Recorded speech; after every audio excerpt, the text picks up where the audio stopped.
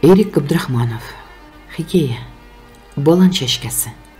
Гүзәл яппарым укый. Быйыл яз бик салкын булды. Кояшка чыгып кызынырдай көннәр бармак белән генә санарлык шаккатмалы хәл. Шуңа карамастан вакытыннан соңлабрак булса да шомыр чәшкә атты. Аннан инде алмагачлар, шияләр, Әмиләш белән Болан ашыкмады.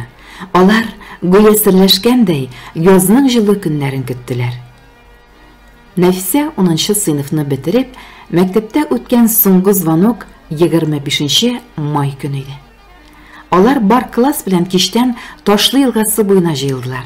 Егетләр тиз генә утын җыештырдылар, казан асып, ут ягып җибәрделәр, кызлар аш пешерергә кереште.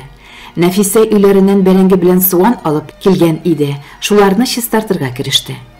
Карашы белән сабакташы Зинурны күзәтте.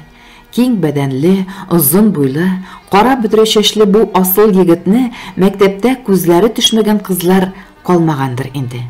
Аны мәктәптә балачактан яшьтәшләре цыган дип кушамат белән атап йөртәләр иде. Исеменә күрә җисеме, шигән егетләренә хас җитезлек, кызу характер, уңганлык Зинурны һәр вакытта өстә йөртте.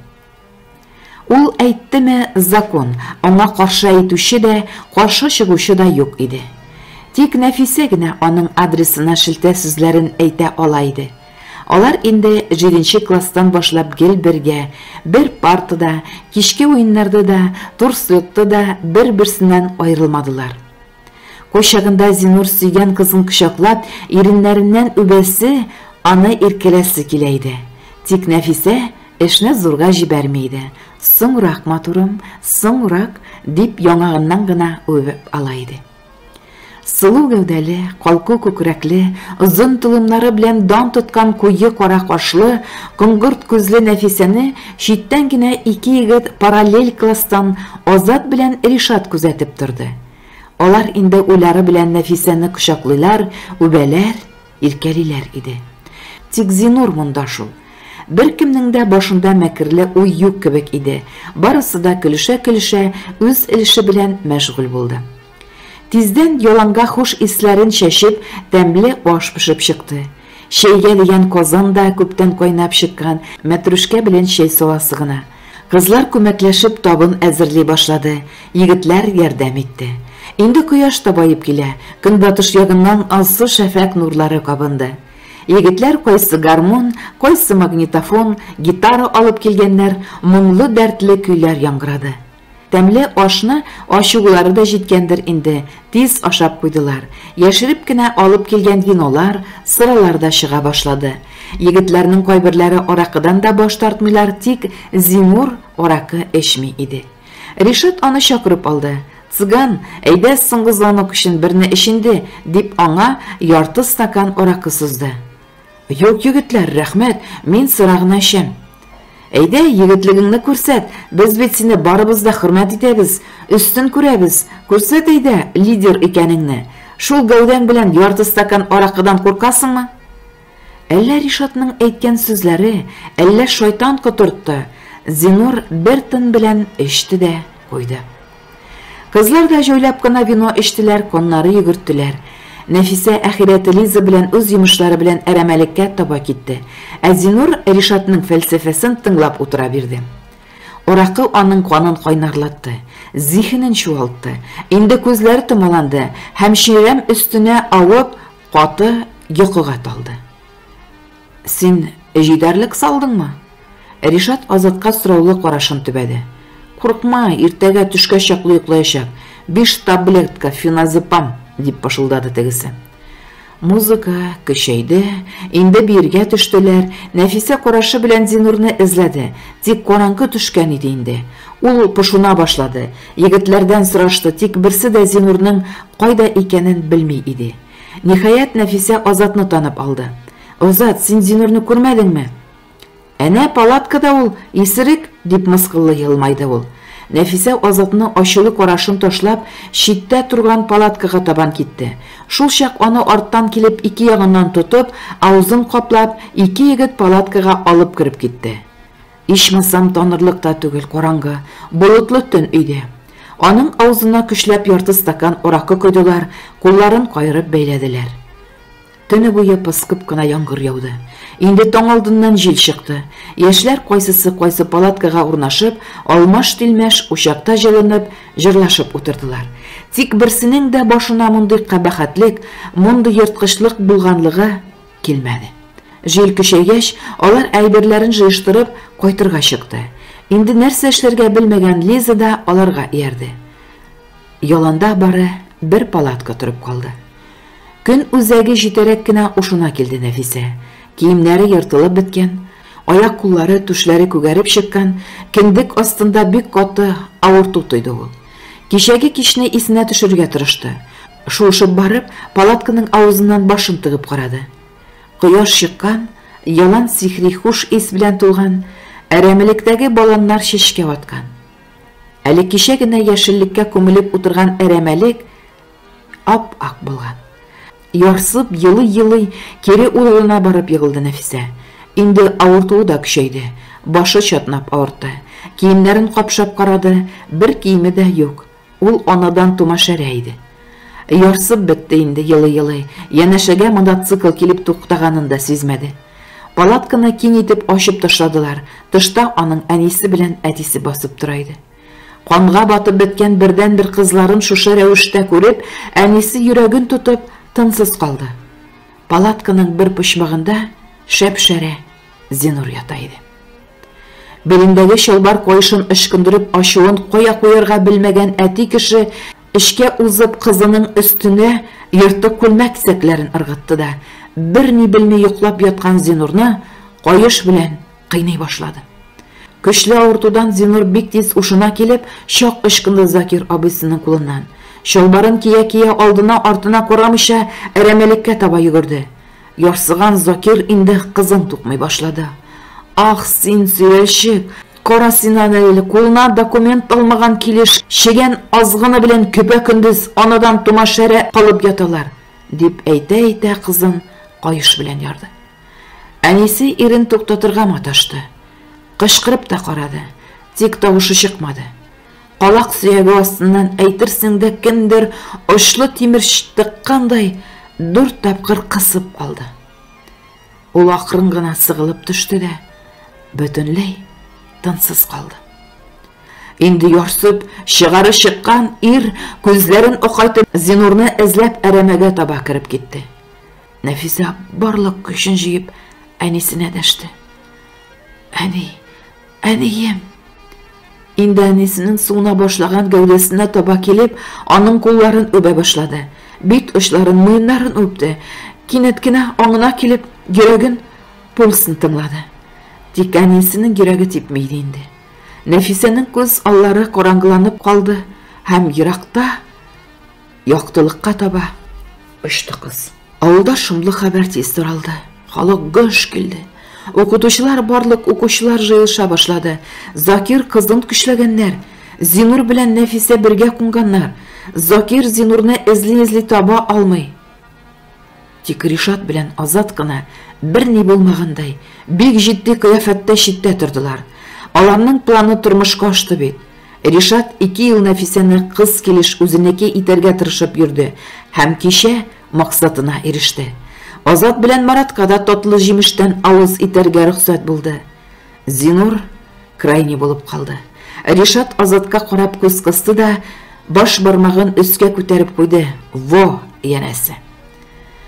Укытучы Камил Сабирович 7-8 егет белән иң беренче килеп җитте яланга. Иң башлап палаткага күз салган Дамир кычкырып җибәрде. Эштә яткан хушсыз Нәфисәне укытучылар тиз генә ясалмас сулыш алдырып, аммиак иснәтеп җан кертте. Тик әнисенең гәүдәсе суңган иде. Бик тиз генә милицияга ашыгыш ярдәм хезмәтенә шалтыратылар һәм Зинурны эзләргә керештеләр. Зинур электән үк Камырлавык тауына сәяхәт итәргә ярата иде. Хәтта ул шалаш та ясап куйган имеш дип сөйлиләр иде. Монда Камырлавык күп үсә иде. Бигрәк тә тау битендә, шуңа инде исеме дә Камырлавык. Элек бу якларда аюда булган дип сөйлиләр. Дөресме, юкмы? Зинур шактын ала килеп керде шалашына. Монда аның сәкесе бар. Түмәр урындык һәм өстәл ролен үтәгән иске умарта корпусы. Яшергән урыныннан ачкычын алып, умартаның капкачын ачты, аннан агачка үрмәли торган аркан, бер кап шырпы һәм чит ил тәмәкесен алды. Эше пошканда шунда килеп тәмәке көйрәтеп китә иде ул. Нишләп булай килеп чыкты соң әле? Аракы эчкәнен белә ул. Калганын менә баскан урынында Ходай суксын, хәтерләми.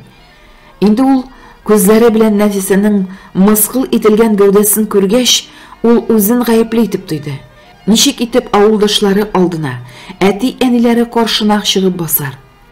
Әнисе күзенә ничек карар? Нәфисәнең туганнары нәрсә дияр? Бу сораулар аның җанына тынгылык бирмәде. Тәмәкенең йогынтысы бик тиз башына менде, җиңеләеп калды. Блокнот белән каләмен алды да, умартаны ябып, яза башлады. Кадерле әти-әнием, туганнарым, авылдашларым, бик зур хата эшләгәнмен. Гөнаһым өчен Ходай каршында гаебемне үз гомерем белән, үземнең сулышым белән түлим. Ачуланмагыз, хушыгыз. Ашыгып кына язуын кесәсенә салды һәм арканын алып агач башына үрмәләде. Милиция һәм ашыгыч ярдәм хезмәткәрләре бик тиз килеп җиттеләр. Авылдашлары инде Зинурның да гәүдәсен тапкан иде. Башта барып аның мәетен алып килделәр. Класстагы егет-кызлардан сораулар алып, инде тәмам кеше төсле калмаган Нәфисәне култыклап машинага утырттылар. Хатынының үле гәүдәсе кырында тынсыз калган Закирны бер читкә борып, Нәфисәнең әнисен дә машинага салдылар. Ярты авылдан күп халык җыелган иде инде.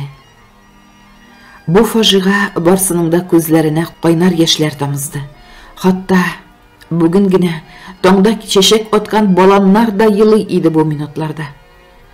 2 көннән бөтен авыл белән аларны зурлап күмделәр. Тик Нәфисә генә кайта алмады. Аны Уфага озатканнар. Акылдан шашкан диделәр. Бу кадәр кансызлыкны, бу кадәр вахшилекне уйлап чыгарып, тормышка ашыручы үсмерләр берни булмагандай яши бирделәр. Ришат авыл хуҗалыгы техникумына укырга керде, аны тамамлап хәрби хезмәткә алынды. 6 ай Воронеж шәһәрендә учебкадан соң Афганистанга эләкте. Аннан бары хәбәрсез югалды дигән язуы гына килде. Азат мәктәпне бетергәч, училищеда шофер һөнәрен үзләштерде. Себердә аварияга очрап, 1-нче группа инвалид ул хәзер. Нәфисәнең әтисе Закир ачы койгыдан эчкегә әйләнде.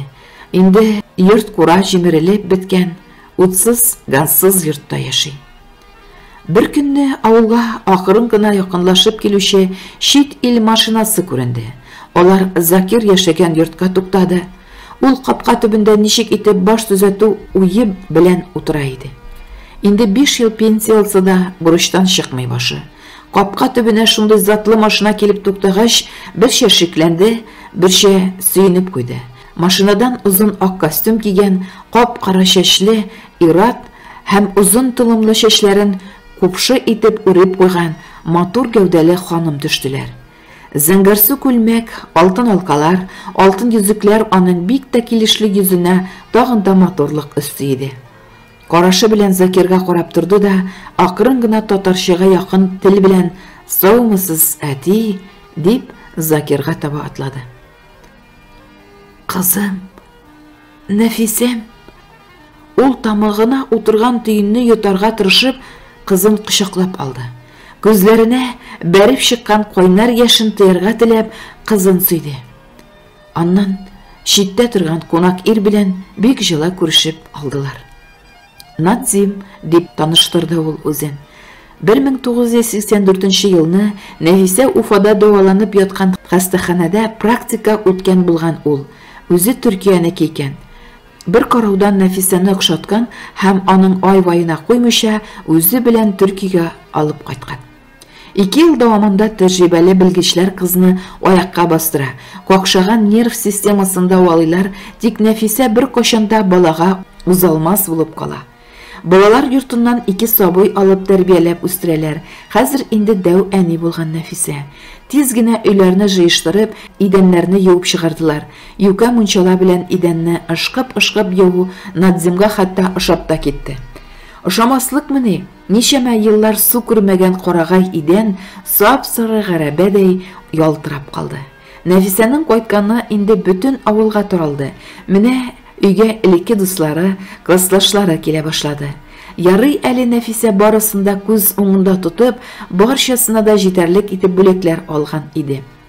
Киштән бик озак сөйләшеп, хатирәләрне искә төшереп, сөйләшеп утырдылар, елашып та алдылар.